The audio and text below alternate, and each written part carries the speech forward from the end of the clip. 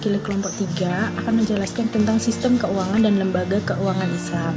Di sini saya Nur Agustinda Wulandari bersama rekan-rekan saya yaitu Nur Halisa, Rahel Afrada, Rifatul Laili, Rifki Nadal Bima, dan Sherina. Yang pertama ada sistem keuangan syariah.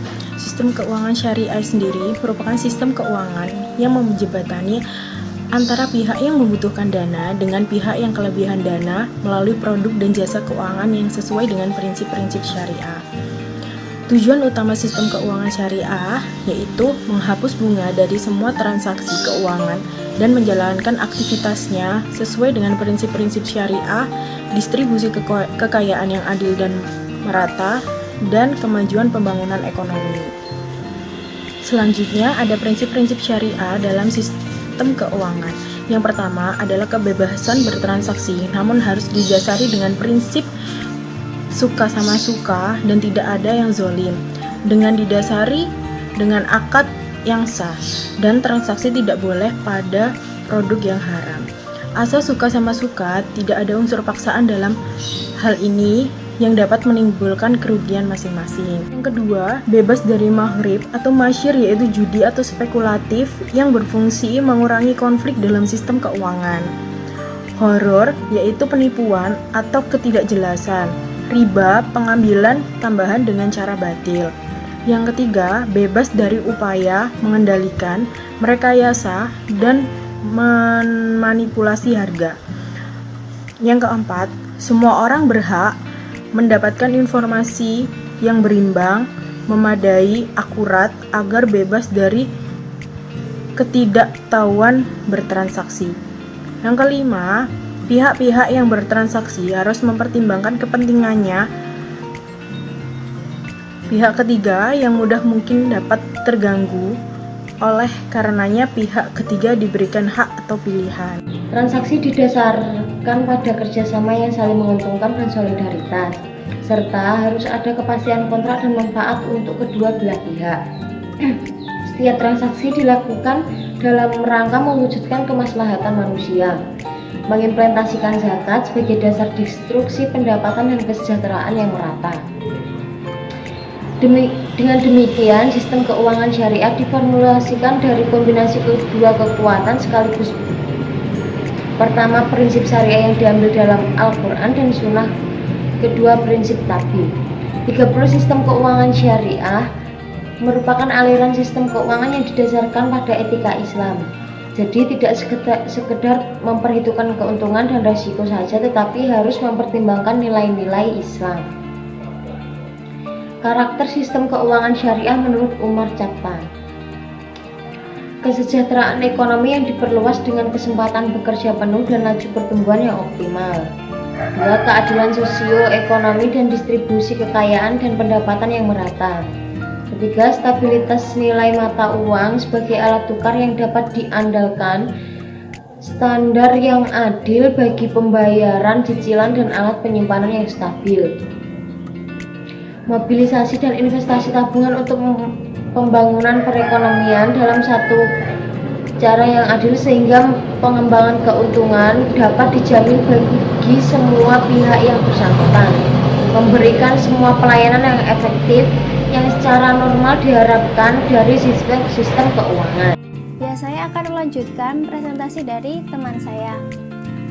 Ada instrumen sistem keuangan syariah. Instrumen keuangan yang memelihara keadilan yang dapat menciptakan suasana yang memungkinkan alokasi dan distribusi sumber daya yang sesuai dengan ajaran Islam. Mekanisme harga yang dapat meningkatkan efisiensi dalam pemanfaatan sumber daya. Intermediasi keuangan yang didasari oleh prinsip berbagi hasil dan resiko. Slide selanjutnya ada lembaga keuangan syariah. Pengertian lembaga keuangan adalah setiap perusahaan yang kegiatan usahanya berkaitan dengan bidang keuangan. Kegiatan usaha lembaga keuangan dapat berubah penghimpunan dana dan atau penyaluran dana. Lembaga keuangan syariah adalah lembaga keuangan yang mengeluarkan produk keuangan syariah dan yang mendapatkan izin operasional sebagai lembaga keuangan syariah. Saya di sini akan menjelaskan sedikit tentang lembaga keuangan. Secara umum, lembaga keuangan berperan sebagai lembaga intermediasi keuangan, yaitu penyerapan dari dana unit surplus ekonomi baik individu, pemerintah, maupun sektor usaha untuk menyediakan dana bagi unit ekonomi defisit. Dengan adanya lembaga keuangan, maka dapat meminimalkan biaya pengadaan atau pengolahan informasi tentang investasi. Oleh karena itu, investasi lebih efisien untuk kedua belah pihak, baik dari unit surplus maupun unit defisit. Lembaga intermediasi keuangan berdasarkan kemampuannya menghimpun dana dari masyarakat dan dapat dikelompokkan menjadi dua golongan, yaitu lembaga keuangan depositori dan lembaga keuangan non-depositori. Lembaga keuangan depositori yaitu menghimpun dana secara langsung dari masyarakat dalam bentuk simpanan, misalnya giro, tabungan, deposito, dan lain-lain. Sedangkan lembaga keuangan non-depositori adalah lembaga keuangan yang lebih terfokus kepada bidang penyaluran dana dan masing-masing lembaga keuangan mempunyai ciri usaha sendiri. Akan menjelaskan tentang fungsi lembaga keuangan. Nah, fungsi lembaga keuangan ini untuk poin yang pertama ada poin A. Poin A ini isinya ditinjau dari sisi jasa penyedia keuangan. Terdiri dari yang pertama ada fungsi tabungan. Nah, fungsi tabungan ini menyediakan tabungan bagi masyarakat yang mempunyai kelebihan dana setelah memenuhi kebutuhan dasarnya. Yang kedua ada fungsi penyimpanan kekayaan. Fungsi penyimpanan kekayaan ini yaitu keuangan yang diperjualbelikan dalam pasar uang dan pasar modal, yaitu dengan cara menahan nilai aset yang dimiliki di samping menerima pendapatan dalam jumlah tertentu, contoh obligasi, saham, dan lain-lain. Itu yang ketiga ada fungsi transmutasi kekayaan. Fungsi transmutasi kekayaan ini di mana lembaga keuangan memiliki aset dalam bentuk janji memberikan imbalan kepada pemilik dana, contohnya deposito. Itu yang keempat ada fungsi likuiditas. Fungsi likuiditas ini berkaitan dengan kemampuan memperoleh uang tunai pada saat yang dibutuhkan. Yang kelima ada fungsi pembiayaan atau kredit. Nah, fungsi kredit ini untuk membiayai kebutuhan konsumsi maupun dalam ekonomi, contoh kita kredit mobil, kredit HP, kredit laptop, seperti itu. Yang keenam ada fungsi pembayaran.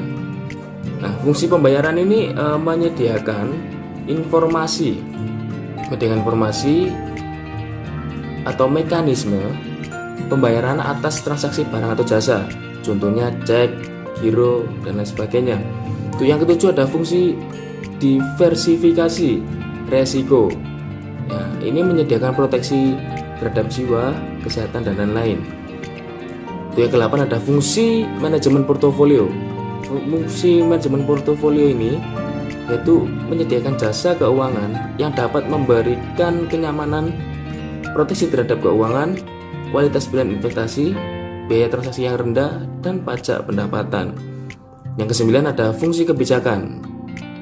Fungsi kebijakan ini yaitu pasar uang yang menjadi instrumen pokok yang dapat digunakan oleh pemerintah untuk melakukan kebijakan guna menstabilkan ekonomi dan mempengaruhi inflasi melalui kebijakan moneter. Nah, untuk yang selanjutnya, slide selanjutnya, poin B. Poin B sendiri ini ditinjau dari sisi kedudukan lembaga keuangan dalam sistem perbankan yang berfungsi sebagai bagian dari unit-unit yang diberi kuasa dalam mengeluarkan uang giral dan deposito. Untuk poin C, ditinjau dari sisi kedudukan lembaga keuangan dalam sistem moneter berfungsi menciptakan uang, yaitu menjaga stabilitas dari mata uang sehingga pertumbuhan ekonomi dapat tercapai. Untuk poin yang D, ditinjau dari sisi kedudukan lembaga keuangan dalam sistem finansial yang berfungsi sebagai bagian dari jaringan yang terintegrasi dari seluruh lembaga keuangan yang ada di dalam sistem ekonomi. Operasional lembaga keuangan syariah A bebas dari maghrib. 1. Masyir, spekulasi. Secara bahasa maknanya judi, secara umum mengundi nasib dan setiap kegiatan yang sifatnya untung-untungan. Perjudian merupakan bentuk investasi yang tidak produktif karena tidak terkait dengan sektor real dan tidak memberikan dampak peningkatan penawaran agregat barang dan jasa. Garar secara bahasa berarti menipu, memperdaya ketidakpastian. Garar berarti menjalankan suatu usaha secara buta tanpa memiliki pengetahuan yang cukup atau suatu transaksi yang resikonya berlebihan, tanpa mengetahui dengan pasti akibat dari resiko tersebut, tanpa memikirkan konsekuensinya. Yang ketiga, haram, penegasan terhadap larangan. Larangan bisa saja berasal dari Tuhan maupun dari akal. Dalam aktivitas ekonomi diharapkan semua umat muslim menjauhi dari transaksi yang diharamkan. 4. Riba secara bahasa tumbuh, berkembang. Riba adalah pendapatan penambahan secara tidak sah, baik secara kualitas, kuantitas, waktu penyerahan, dan lain-lain. Secara ekonomi, riba dilarang karena membuat arus investasi pada sektor produktif terhambat. 5. Batil secara bahasa, batal atau tidak sah. Secara ekonomi, pelarangan batil akan semakin mendorong kekurangannya moral hazard dalam berekonomi. B. Menjalankan bisnis dan aktivitas perdagangan yang berbasis memperoleh keuntungan yang sah menurut syariah. C. Menyalurkan zakat, infak, dan sedekah.